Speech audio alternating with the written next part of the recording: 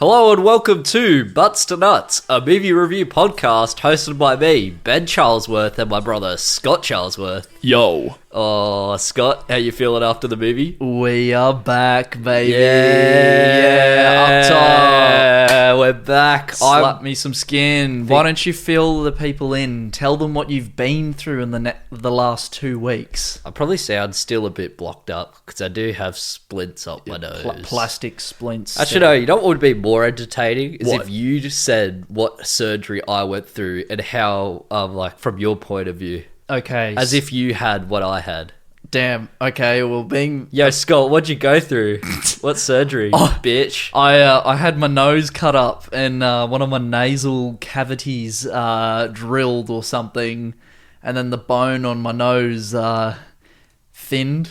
Is that a word for it? Probably. Yeah. It's your surgery now, so it's Damn. whatever you want it to be. Okay, I'm just looking at your nose right now, and I'm loving it. Quick, everybody, pause the podcast. Actually, no, keep the podcast rolling and just quickly look at your phone and have a look at my nose. Yep. All right, Just 3, do it. 2, 1. One. What do you think? Oh wow! Hey. Oh, that's quality, man. The messages are coming through on the phone. Yep. We can't answer all your calls, but we'll try to get through as many as We'll possible. get to you soon, chat. Just kidding. We're not actually streaming. Yes, we are. We're on Rumble. We're live on Rumble. You silly duffer. You know, that's now like the second highest app that's been downloaded. I've Rumble. never heard of Rumble in my life. I saw that Andrew Tate business, and they're like, "Whoa, he's banned on everything, but he's not banned on Rumble." So everyone's going to Rumble. Bloody hell, Rumble. I've never heard of fucking Rumble in my life. Tell you what, my bloody balls were rumbling after this movie. Notting Hill. Notting Hill. My choice this week. Oh yeah, that's right. We choose movies. Now, this is the thing. We What? haven't done a passionate romance movie yet. This is our first one. 50 Shades doesn't count. That's just fucking softcore porn. Yeah, that was good. Oh, fuck yeah. Ooh, No, but we 50. need... I'm a man of romance. I'm a man of romance, and I'm a man of British. Oh, okay, you limp dick son. Oh, you're such a soft cock. You see, I love Sylvester Stallone, action explosions, and fucking Linkin gunning Park. it down, mate. I love Linkin Park, bro. Where was the fucking Linkin Park in this movie? What I've done. Bro. Is it 2007, What I've Done? This movie would have easily got a 10 if it ended with What I've Done. With or did Sylvester it get a Stallone. 10? Oh, no, I'm kidding. Wait and see. Oh. Yes, Leave that pause in. People will think that their thing's just awkwardly stopped. We're back. Sorry if I've... Yeah, so do I sound a bit nasally? You're fine, man. Like, you I do do- sound yeah, I nasally, do. but you should embrace it because this is your life. This is my last ever episode of being nasally, they say. Who knows? You might stay nasally after. We don't know if the surgery's worked or not. We're on a 20,000 episode contract, so we have to do this for 20,000 episodes. We signed a deal with the devil. You're going to be hearing Ben's voice like this for the rest of our podcast. Can I start with this about this movie? You absolutely can. There was an amazing quote. Someone said, in life, this is when they were in that guy's restaurant, which was fun that they mentioned him at the start in the montage, saying he put all his life savings into it, and then a year later they're sitting in his restaurant, and it's like, oh, I fucking failed. I felt for that guy. Yeah. There was a lot of hard feelings in this movie, There were. and the lady in the wheelchair said, sometimes in life things work out, sometimes they don't. We just don't know why. Bit like this podcast, just doesn't work out. We don't know why. It'll pop off. Yep, maybe. To the people who are listening, thank you very much. Thank you so much. That's what matters. Yeah. We're all about creating art and having passion. We are passionate about movies. we are And artists. it's a little extreme to call us artists, I'd say. We're artists. You play the bass guitar. I draw pictures. Yeah, exactly. You do creative writing. Yep, and dance. So we are artists. Right, I'm going to hit you with a little synopsis. Oh, that's right. Synopsis time. Okay. Do you want me to put a British accent on for this? Yes, I just please. went Kiwi a little bit there. Yeah, please. No, I can't do it. William, a British bookseller, meets and falls in love with Anna, a high-profile American actress. However, their relationship goes through many problems due to their different social statuses. See, I feel like I could have found a better synopsis. That No, was pretty. see, I think the shitter the better when it comes to synopsis with what you're delivering. Yeah, Because it makes it more like, wow, you know? It makes me feel, Wow. it makes me feel like I've like my dick's the size of a peanut. I like that because It's that was a quote from the movie. but now I've made myself sound like I've got a small penis. Spike is the perfect character. Oh, yes, Spike, man. He's just like that comic relief that you need in something like this. Now, He's absolutely fantastic, isn't he? what's your favourite Spike shirt? 3 shirts at the start. Definitely the last one. Yeah, Because you don't remember the other two. What was it? What was the first one? It was blood. Something. Oh yeah, it was the blood Taste one? my blood, and it had an alien coming out of it. Yeah. And then the next one was the arrow pointed down his dick, and he's like, "Get this down here" or something like that. Yeah. And then the last one was, "I think you're the most beautiful woman in the world." And then he turns around and is like, "Want to have a fuck or something?" Yeah, what a fuck or something. Want to fuck? Yeah. No, want to have a fuck. I think. Something like that. Yeah. Anyways, class shirt. That is the best shirt. Yeah. And we're going to be saying class a lot in this podcast because it's British time. Oh yeah, there was a lot of good British stuff. Whoopsie Daisy. Oh yeah. Daft Prick. Lots of buggers. lot of buggers. A lot of buggers and lots of bloodies. Like we like to hear that. I think we've watched a lot of American films, so to hear some good Whoopsie Daisies. It Daft really Pricks, brings us back to our childhood, I would say, because a lot of this language. we're British. Obvious. No. Yeah, Yeah. we're from Yorkshire, and Scott actually wears a Peaky Blinders hat all the time. Yeah. And he Just- loves being British. You love I even have a razor blade in it to be that authentic. you love black pudding. I do, yeah. You and do. I like other roast dinners. Yes, you love I roast. do love You love roast roasting a dinner. I fucking do. I walk in on a Monday night. All right, I've just come out from the greenery, and you say, "Mate, I am roasting a dinner." I go, "Why roast it, Scott? It's going to take 3 hours." You go, "Oh, fuck you. We're gonna put Fuck the you, effort in." cunt, because I'm making I'm roasting this dinner." Oh wow, I don't know what it's in the dinner, but he's fucking roasted it. It was beautiful. Oh, yes. But Spike, though, let's get back onto his topic because he has that T-shirt scene, which is absolutely fantastic, right? Yeah. And then we have the other really great Spike scene, him walking out in front of the press in his undies. Oh yeah, And posing and shit, and then looking in the mirror, it's like, oh yeah, got my grey jocks on. girls love the grey. Girl, oh, nice butt cheeks. Yeah. Oh, what did He's he say hilarious. about his cock? Oh, I don't know. He Shows just it up. Yeah, he grabbed it. He just grabbed his package. And He's got a pretty good spike there, doesn't he? He's got a pretty good spiky package.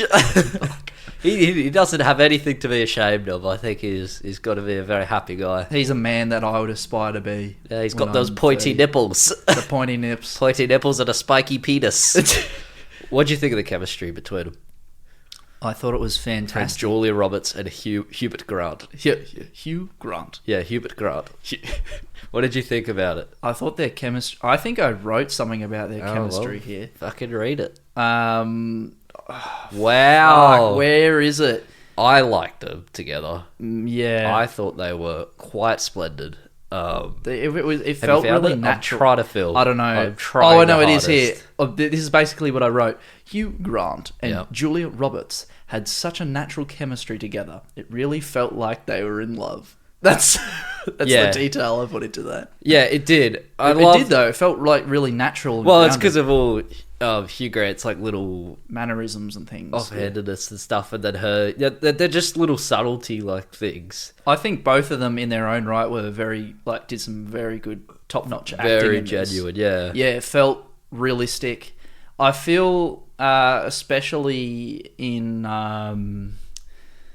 what was it, the garden scene when they jumped over the fence to go into the private garden. Yeah. I liked that. I thought that was like, there was something about that scene that felt pretty special in that point in their relationship. It was like, the perfect end to the night before, they went home and saw the boyfriend that came from America. Yeah. But like that was the perfect end to the end of the night, and it was just beautifully shot as well in the garden with the overhead shots. That was and good. That was a things. really nice shot. There was Yeah. also a really other nice shot we'll get to, but Anyways, yeah, but that chemistry was like peak at that point. I think something you got to be careful with as well with movies is when you have like a nickname for someone, it can usually come across as like a bit cringy, but it was good in this movie. Flopsy. Flopsy, yeah. Sometimes they make it into a thing. It's like, fuck off with your little little turnip or something like that. It's like, Little turnip. No one cares that you call him little turnip. Just fucking call him Bernard. Like, we don't care. Bernard. Hello, Bernard? No, it's little turnip. Little turnip. Little turp? No, little turnip. Little Turp. Yeah, that was a kid we used to call him little turp. That's another story. Wonder if he's listening. Joel Turpin. Just outing him on the podcast. Yeah, he was in my year 7 class and then he moved states. Oh no, he wasn't in my class. He was in my cohort. On your little Turp. Yeah, on You're your doing little us Turp. proud. Nah, You're doing us bloody fucking- proud. Alright, I want to talk about Julia Roberts. She does a great job at showing the stress of superstardom. Yeah.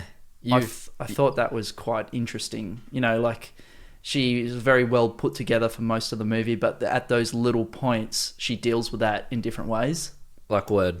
Tell me. So, obviously, when the guys in the restaurant are talking about her rudely, and then she deals with it that way, has like a kind of mini outburst, but not too much. It's just a natural retaliation. Yeah, she wasn't going to say anything and then Hugh said something. Which Yeah. good on him. But Yeah, imagine standing up. Imagine if you did say something. That was bloody True Blue, that. Exactly. That Yeah. was True Blue It for was. our Hugh. That was a True Blue Hugh. True Blue Hugh. Yeah.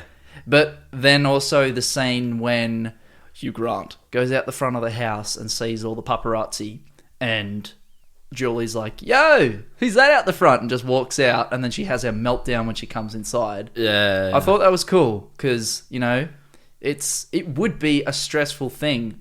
People say, "Oh, you know, it'd be easy being like famous and an actor," but it's not a natural thing for a human to go through, I think. No. It's weird how we elevate people to this status and how people obsess over other people. Or like the porn thing. But it wasn't a porno. What was that? It was a scandal because she did some probably some sexy naked photos for someone. photo shoots. Someone filmed it. Yeah, and then it looks like a porno. Yeah. Basically. But that's the thing that, you know, people need Pretty to sure it's in the special features, but we didn't watch it on the DVD, so, you know. Netflix, that's the problem these days. I think that also showed how hard of an industry it is to get into and to crack it. Yeah.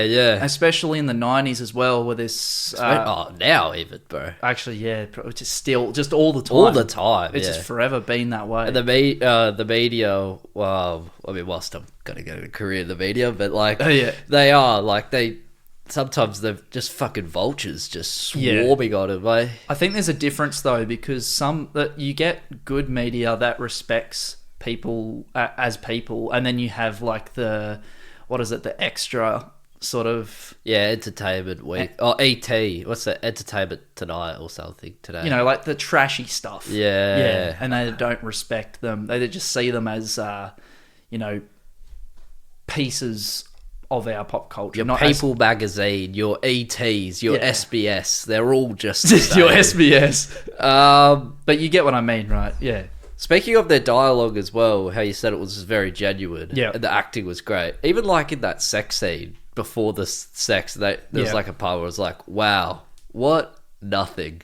Like just 3 boring words, but they it made makes it. so much sense though. Yeah, it just felt Yeah. very genuine. That was, yeah. Do you think there's any travel bookshops like in today's society that still Oh, exist? yeah. It's a niche back then, but even now? Now, no way. No way. They would be completely out of business. And especially after COVID, who is going to buy a travel book now? Oh yeah, I didn't even think of that. Yeah, Yeah. everyone's just looking it up on the phone, and they would have definitely gone out of business. I don't know. There's definitely travel books around, obviously, Obviously. but no shops anymore. I don't think. No dedicated travel bookshop. You might find one in Luxembourg or something. Yeah, true. For They are like renowned for traveling that. to other parts of Europe, because they are like the center of that Europe area. Yeah, I've heard of it. I've heard of Europe. But yeah, it's niche. I love the initial reaction. Interaction, sorry. Yeah. Between them in the bookshop. Just the bookshop bit I'm talking about, you know, the That- kebab talk. Yeah, the kebab talk, that was pretty classy too. I think what's great about that scene is it's just You can see that Julia Roberts is like getting, well, her character is getting more and more interested throughout the scene in Hugh Grant, but it's still subtle and it's not like giving too much off. Well, you could say that. I say I'm a blind boy. I'm like, oh man, come on, love him. Obvious signs.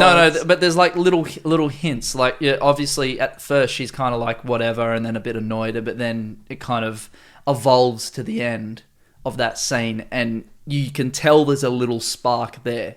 Yeah, it's so subtle, and that's what that chemistry that we're talking about. I could say here. that. Yeah. You feel the spark. It feels genuine between them the whole time. Yeah. Does it feel not genuine for you ever?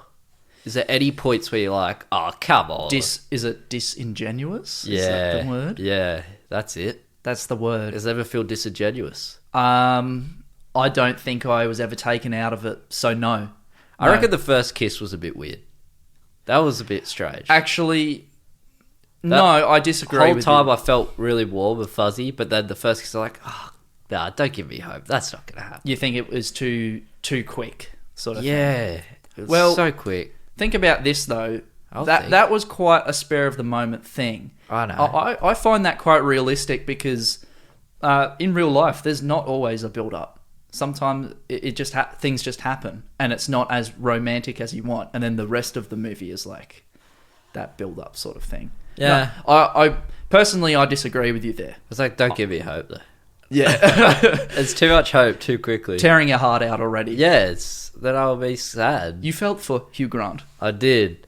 I don't know. She forgot her bag. Do you reckon she forgot it intentionally? I think it was a mix of both. Oh, excuse me. You reckon? I think it was a mix of both. What do you mean a mix of both? How can you forget and not forget? You can't. No one has that ability. That's stupid. I reckon, now you're disingenuous. I reckon Julia has that ability. You daft prick. Give me a point. Oh, bugger. Give me a point. Well, Hugh Grant. God, Hugh you're Grant. slow today, aren't you? Oh man, no, yeah, man. I'm running on fumes. I'm fucking running on fumes. He has this very likable awkwardness about him with his humour, the sarcasm. It's a bit like you, but he's likable. Oh! Yeah, that was a burn. You wanker, you daft prick, you sod. Fucking sod. No, but like he's also a true gentleman. Like these are the qualities of his character that he's kind of cut and copy with a few movies. He's played that same character, but he's like the pick for the 90s. He will hold your door. He will hold your door. And he will make the smart comment that's kind of like a bit self-deprecating, but is a bit of a win back to make people laugh. Yeah. Awkward wittiness is just so great on screen. It is. From him. Yeah. It just translates so well. It's masterful. And it's something about the British humour. That's what it is. It's that British delivery as well. Yeah. Yeah. It brings it across. It wouldn't work if it was Australian or American. Like it can be pulled off, but to the same effect. Different different. Yeah, it would have to be written with different dialogue. Yeah, exactly. Obviously, like to fit a different character. But yeah, the way that he delivers his lines, it's just stellar. It is. Yeah, really cool.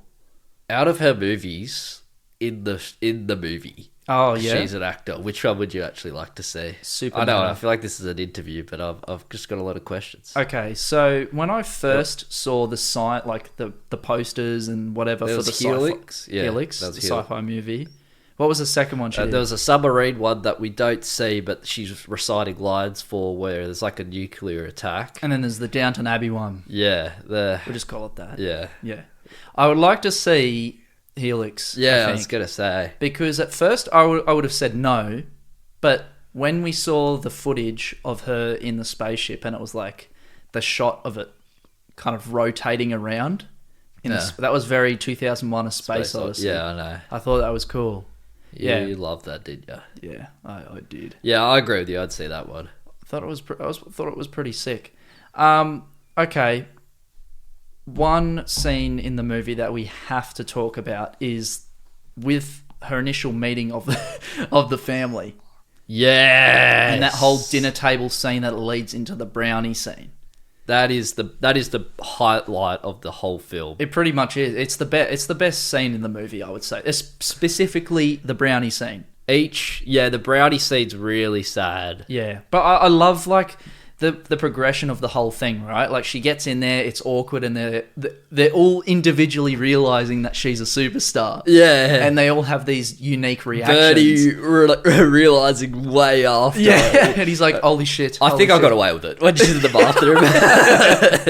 That is the best line. The whole thing. I think I got away. I think I got away with it. Yeah, when he's clearly just saying, "Oh, what? Yeah, you probably only make $8,000 a movie, don't you?" And Hugh Grant's sister, Hubert Grant, please. Honey, played by Emma Chambers. Rest in peace. Rest in peace. Yeah, she was on Vicar of Dibley too. Vicar, please. Come on. Vicar of Dibley. Rest in peace. Wonderful woman, wonderful acting. Yeah, awesome. But yeah, her reaction to it was hilarious. I loved her. She was like the obsessed sort of fan, and that was another side to it all. Yeah. And who was the wheelchair lady again? Bella. Yeah. By Gina McKee. Yeah, I thought her reaction was cool too, because it was just like kind of chill and like, yeah, whatever. It's, whatever. Yeah, she was trying to be composed. Yeah, but probably inside going, holy shit. Yeah. When they walk out, they all just scream. Oh! It was a really you would good. Do that though. Imagine Florence Pugh just like came to one of our family dinners. I would just be like, man, just if I brought Florence Pugh as my date. Probably wouldn't happen. You know what I would do? What would you do? I would shake your hand, and I would shake her hand, and I would say congratulations to the both of you. And then you'd say, hang on, you're in your 30s and you're dating this 17-year-old boy? That's frowned upon. And then she'd get kicked out, and I'd be like, no! You can only dream. Exactly. That's my movie. And that's why we have dreams. It's called Scotting Hill. It's coming to Netflix. How about that? Julia Roberts' character has the name Scott in it too, Anna Scott. Bro! I was instantly like, best character, there you go. Fuck, that is nuts. Crazy. It was really sad. Talking about brownie scene, let's get back to that. Yeah. Talking about as well, what was his best mate? Hugh's best mate? Okay. Max? I got it all here. His name was Max. Max, yeah. When he said that she could have a baby. That was heartbreaking. Yeah, that was actually really sad. From car accident? I don't think it was a car accident. I think she slipped down the stairs and broke her spine. Fuck. I think that's what Hugh said. Even like Birdie's whole arc, the guy who didn't pick up Hugh Bonneville. Or Bonneville, sorry. Oh, yeah, Bernie. That's so embarrassing. No, it's fine. It's okay. Hugh Bonneville. Back off. It was a slip of the tongue. I've just gone through nose surgery, and I am nasally. I've got splints up my nose, stitches in my septum. He was in Paddington. He was in Paddington. And Paddington 2. And Paddington 3, coming to a cinema near you. Shit, yeah. But yeah, no, that was heartbreaking. Actually, all their stories were pretty heartbreaking. His one was he was a stockbroker. He got fired like a couple months down the road as well. All his mates get promoted. He doesn't. He's just a joke to them all. That's it. It's like the way the cookie crumbles sometimes. Life just hits you hard. Hugh's ex-wife and that leaving him, just sort of working at a travel bookstore. Yeah. What else? Who else was? Oh, what was Honey. Oh, oops. Oh, that was probably my phone interfering with the cables just then. Jesus. I'll keep it over this side. Yeah, right. What was her thing? She just said that she looked funny and stuff. Yeah, she was self-conscious and couldn't get a boyfriend and things like that. Yeah. Yeah, but the whole resolution to that scene as well, when Anna told a story, well, Julia Roberts told her story. Yeah. And like then they were kind of like all laughing it off at the end, even though it's like sad what she went through too as an actress. Yeah, I felt that's when you really started to relate to her character, because the other ones are so easily relatable. That's what makes this movie so great. But she brings like the actress and the actor experience down to a grounded level. Yeah, it's like it's such a perfect point, because you suddenly go, okay, she's just a person. It's like there's this great big movie theater. like great big movie theater. It's like, oh wow, that's like the life of an actor. But then you look behind it, and then there's like all the bins in the alley, and it just stinks. That's right. Yeah. There's always a dirty alley. That's right. You've hit the nail on the head, I tell you. Who do you reckon deserved the brownie though? Oh, excuse me. I reckon. What's her name? Bella. Yeah, Bella. She deserved the She brownie. deserved the brownie. 100%. Yeah, but definitely... Hugh gobbled it up. He nibbled it up. I'm going to fight for this brownie. I'm going to fight for this brownie. I don't know why he got it. His wasn't... I mean, he was kind of sad. Yeah, it was kind of sad. She can't have a baby. That's pretty sad. Another right. high... fuck you. You go, Yeah, mate. I'm going to fucking take over, mate. All right. I'm going to fucking take over. Like Julia Roberts took over my heart. Oh. When they all piled in the car as well. Oh, the yeah, end. they just piled on each other, the car. Yeah, they Oh, fucking piled on oh each sorry. other. Special features again, mate. You fucking missed it. We watched this one on Netflix, so Scott did get to see the juicy bits. That's right. I had to be censored whenever the sex scene came on. Well, the which movie one. was actually 3 hours in the final edit. They had to cut like 90 minutes out. So you don't know. Maybe they did pile on Really? each They other. cut 90 minutes out of this movie? They did. Wow. Yeah, could you imagine a 3-hour version of this movie? You know what? No, I don't think I would want that. Me neither. Because this was sweet enough. Exactly. I almost think... It was Alright, the sweetest pie. This is a little criticism for By me. I Dua almost think it was Lipa. just a slight bit too long. Just Yeah. a little bit. Only by like 15 minutes or so. Okay, do you think that it was too long because something happened 3 times that it was like, oh, I'm with Julia Roberts, now I'm away from her. I'm with her, I'm away from her. I'm with her and away from her. Possibly. It did happen 3 times. Yeah. It was entertaining all 3 times. However... Repetition can get a little bit repetitive. Literally. Yeah. Yeah, because the first one was the boyfriend. Yes. Second one was... shit, I forgot. Oh, the paparazzi and then her having a meltdown. So, no, I can't be with you. This is crazy. And then the third one was in the Hugh. travel bookstore. And then that was the difference because he ended at that time. I reckon... It's like he stopped chasing her. Yeah. And then he's like, fuck. The last one's needed.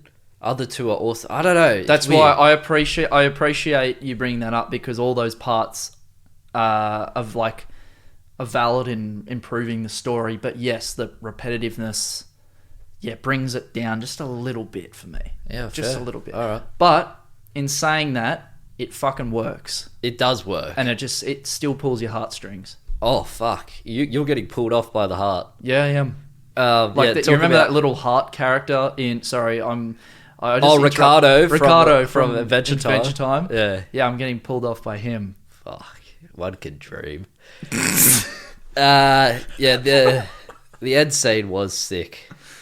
I love Yeah. Spike directing traffic. That was Yep. great. Yep. How How about the end scene though? what end scene? Like when they're pregnant together on the bench together in the park again. Yeah, that's pretty good, eh? Yeah, I was happy. Good times. that's sweet. That was a sweet time. That was a sweet moment. I don't know. I'm not a fashion guy, but I didn't like her wedding dress. I thought it looked like It looked canvas. like canvas. Yeah, tent canvas or something. I think She's you're wearing right. a tent. The fuck's going on there? You never know. It's Hollywood. It probably was from leftovers from the Met Gala or something. Yeah, leftovers from Matrix Resurrections. Oh, my favourite movie. Even though I think that was after in 2001. It was 3, actually. Matrix Resurrections was the most recent one. Oh, yeah, true. Yeah. No, that wasn't 2003. No, you're talking about Matrix Revolutions. No, I'm not. No, I'm talking about Matrix Revelations. what? I don't think there is. There isn't a Revelations. I'm talking about Matrix Reloaded. With the Dreadlock Boys. The Ghost Dreadlock Boys. Damn, they were fucking weird, weren't they? Second biggest highlight of this thing, the interview. The interview yes, scene. Horse and Hound. Horse and Hound. Leonardo DiCaprio is that famous Italian director. The directors, the writers could have just cut it off right at the part where it's like, oh yeah, you have to do the other interviews now. Yeah. Like most movies would, but they gave us the joy of seeing him go through the torture of the other ones. I really appreciated that a lot. That was good for Hugh's character to like shine on his own in those parts and interact with different outside people Yeah. in the business as well.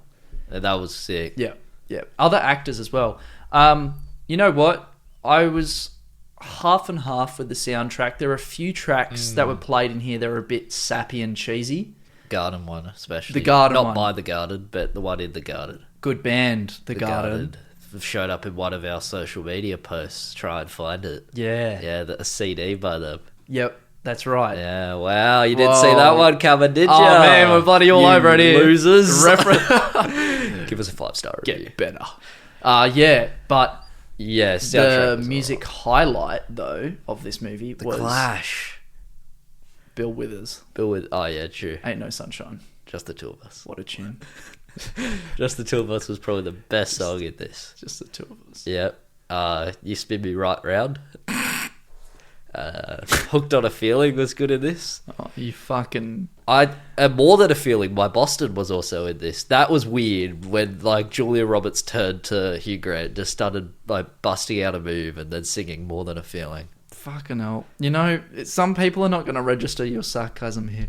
Well, they're fucking idiots. Yeah, that was great. The interview scene. Yeah. Oh, man. Yeah. Beautifully shot all round, I would say. It was pretty good, yeah. Yeah. You know what? That scene when Hugh was walking through, like, the township at the start. Oh, no, at the start. And then the next one over the months. The CGI one. When it was going through all the months and the, like, winter and summer That and was stuff. really clean. That Yeah. was really clean. It was nice. It deserves a aesthetically whole pleasing. nug for that. A whole nug is dedicated to that scene. Absolutely. Really colourful and lots of different palettes going on. That was gorgeous. It kept your eye really entertained, didn't it? Yeah. And it's the sort of stuff that you see in more arty sort of movies, so I appreciate that they went the extra mile to do that. Something that bugged me was Fuck. Julia Roberts' character drinking. Drinking. There's a scene... You have a drinking problem. No. There was a scene where she's in the Downton Abbey movie Yes. and she's talking about Hugh Grant. She said, I he's know just a exactly what friend." you're going to say. And she drinks the bottle, but she puts her lips like over the thing. Like so a that fish. She doesn't drink it properly. Yeah. I don't know if that's just the character of Ada Scott or maybe that's Julia Roberts. It's Julia Roberts. Oh, God. Obviously, it's Julia Roberts. How do you know? Because... Maybe she's acting. Actor. Yeah. Acting No, for no. Hubert Grant. That's like a day one thing you're learning as a baby. You know, you learn how to drink. You learn how to drink out of a bottle. Yep. What are you doing, mate? That's right. We're You drink out of a nipple, you drink out of a bottle. same thing. Exactly. You don't put your lips over it, you put your lips to it. Hang on a second. No, but with a nipple though, you do put No, your you lips don't. over it. Not how I do it. At least that's not how I do You're it. a half lip. You're a half nipple lipper. Recently, I've been half lipping. Okay, well that's interesting to know. And do you get milk all over your face, or is it like a Milk? controlled? Milk? What do you mean? We're talking milk? about breasts, right? Yeah. Well, and drinking Milk? What do you mean? Milk come from breasts. What? No. Milk doesn't come out of breasts when I'm doing it. Well, you try and get milk from women's breasts. What the fuck is happening? You try and get milk from their breasts. Oh, you're fucked. You're fucked, cunt. I need a shit now, actually. I He actually do. He tells Anna to sod off. That's funny. What do you think? It's mate. Then they have sex. Alec Baldwin's in this as well. Yeah. He's not trendy good. Oh, yeah. You know what? I'll say I'm glad that they made the choice that Alec Baldwin wasn't in much of the movie, because he plays a good dick character, but I think that character being in it for too long would have tainted it. So he was in it for just the perfect amount of time. Absolutely. Yeah. Alrighty, I think I'm about there. Any final comment before we get into trivia time? Yeah. I love this movie's energy, and it felt like a true classic, a true feel-good classic. Yeah. I love the energy. That's my final note. I'm ready for some next things. Trivia time! Yeah, trivia. Julia Roberts was the one and only choice for the role. Exactly. When she read it, she said it was the best romantic comedy script she had ever read. Yeah. And she said, without a doubt, she was going to do it. They didn't think she was going to do it, but she was the one who they wrote it for. They were like, bloody hell, Jules. Because like Pretty Woman came out 9 years before, and they were like, yeah, we know she can do this shit. Yeah. So she did it. You know what? They got the two powerhouses and they brought them together. During the birthday scene, Anna Scott is asked how much she made on her last film. Her reply is $15 million. This is the amount that she was actually paid. Oh. For the movie, yeah. Didn't see that one coming, did you? Damn, you would never need to work again after that. Uh, Maybe these days you would, but... The bit where Anna Jesus. Scott tells off the diners in the restaurant was not in the script, apparently. Really? I don't know what... So she just... So that whole The interaction... peanut dick comment must Yeah, have been yeah. So that was just off the cuff. Must have been. Pretty impressive, I would say. That was pretty good. And many of the shots of Julia Roberts used in the opening credits came from the show Entertainment Tonight, 1981. Wow. Wow. Okay. Yeah. Not just from a 1981, though. That doesn't make sense. It'd be through the 90s, not the 80s. Yeah, those shots. surely. That's A weird. bit of misinformation there, I'd say. Yeah, but definitely from entertainment stuff. I thought they'd recycle and get stuff, like, as if you wouldn't. Yeah, it's the perfect opportunity to, honestly. Yeah, you gotta smarter, not harder, mate. That's all right. That's bloody right. Shall we get into some letterbox reviews? Yeah. Ellie says, Hugh Grant rambling about apricots in honey is the high point of cinema. It's all been downhill from there. Yeah. 5 stars. On you, Ellie. That's fucking on the point, on the money. Good apricots, you know. Yeah, I love that scene too. And then, yeah, that's what she said too in the scene. It's like it was downhill from the apricot scene. Yeah. So that's kind of meta in Um, a good way. Minnick says, so like his bookstore only sold travel books? That's got to be the worst business idea ever. 2.5 stars. Yeah, literally though. That is a dumb idea. It'd be a better idea. I mean, coming to the late 1990s, well, specifically 99, that is a bit of a bad business idea. But if you were in the 80s doing this travel bookstore, not so bad, I think. Yeah. Look, I know it's not going to be the most popular thing in the world. Hit your markets, mate. Go Hit your for markets, everything. yeah. I think it's where you strategically place it too. They are in London, and there's a lot of people travelling in and out of London. Yeah, But- you would put it in some country town. The best place to actually set that up, though, would be near an airport. Now that is where your business will boom, I tell you, my friend. But if this was in Heathrow, it would be boring. Yep. Because it'd be like Get the out of there. terminal. Terminal. Owen says, Hugh Grant has made me buy 4 stars. So, wow. Yeah. Anya, maybe he dropped a star because he didn't want to be bisexual, or maybe he gave Gave the star because because he he did. loves Hugh Grant. Yeah. Now, he is a heartthrob. Exactly. Yeah. Scott, please give me a Nug score. You know what? I've mid-changed my Nug score throughout this podcast. Yeah. And it was originally going to be a 7. Wow, that's low. But I'm going to give it 8 out of 10 Nugs. I'm right on with you. Yeah? 8 out of 10 Nugs. Oh, bro, we're just too bloody good. This is the end of the episode. Thank you for listening to the Butts to Nuts podcast. If you enjoyed the podcast and want to support us, you can do any number of these 3 things. Number 1. Tell a friend, a family member, or even a random person off the street to listen to our podcast. Number 2. Leave a review. The higher the better. Number 3. Follow and support us on our social media platforms, being Instagram, Twitter, and TikTok, all with the usernames Butts to Nuts. Again, thank you for listening. See you next week. Butts to Nuts.